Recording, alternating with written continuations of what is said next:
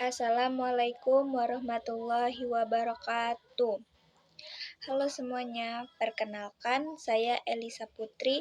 Saya dari program studi manajemen kelas manajemen 25A. NPM saya 25411145. Saya dari Universitas Teknokrat Indonesia. Di sini saya akan menjelaskan materi mengenai adaptasi terhadap perubahan dalam mata kuliah pengantar manajemen. Sebelumnya, apa sih adaptasi terhadap perubahan dalam manajemen itu? Adaptasi terhadap perubahan dalam konteks pengantar manajemen adalah kemampuan individu, tim, dan organisasi untuk menyesuaikan diri secara efektif terhadap dinamika lingkungan internal dan eksternal yang selalu berubah. Manajemen perubahan merupakan pendekatan sistematis yang membantu organisasi dalam menghadapi perubahan ini agar dapat terus berkembang dan bertahan di tengah persaingan dan perubahan pasar. Langkah-langkah dalam manajemen perubahan. Yang pertama, identifikasi kebutuhan perubahan, menilai kondisi organisasi saat ini dan mengenali area yang perlu diperbaiki atau disesuaikan dengan situasi baru. Yang kedua, ada perencanaan perubahan, menyusun tujuan strategi serta langkah-langkah detail beserta sumber daya dan waktu pelaksanaan.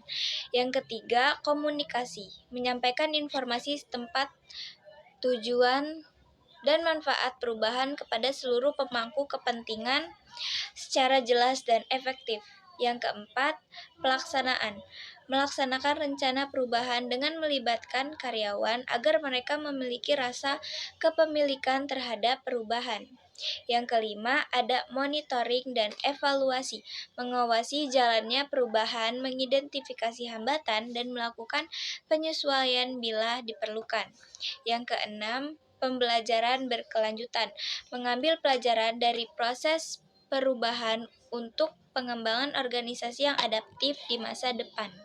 Faktor yang mempengaruhi adaptasi perubahan. Yang pertama, faktor internal, yaitu termasuk budaya organisasi, struktur, sumber daya manusia, dan kebijakan internal. Yang kedua, faktor eksternal, meliputi perubahan teknologi, regulasi, kondisi pasar, dan lingkungan sosial politik. Organisasi perlu memahami dan menyesuaikan diri dengan faktor-faktor ini agar perubahan dapat diterima dan diimplementasikan dengan baik.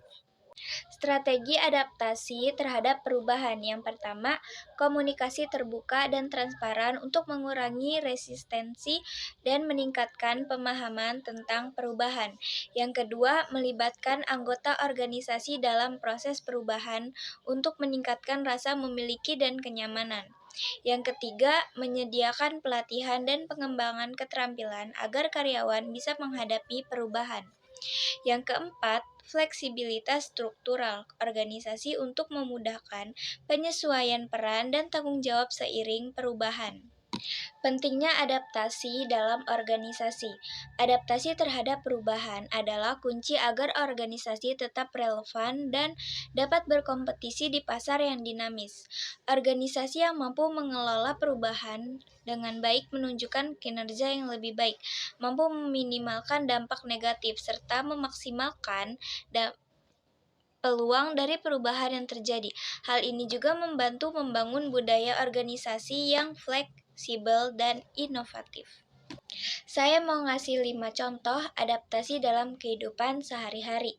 Yang pertama, individu yang pindah ke daerah dengan iklim berbeda seperti dari daerah dingin ke daerah panas akan beradaptasi dengan perubahan cuaca yang mempengaruhi pola pakaian dan gaya hidupnya.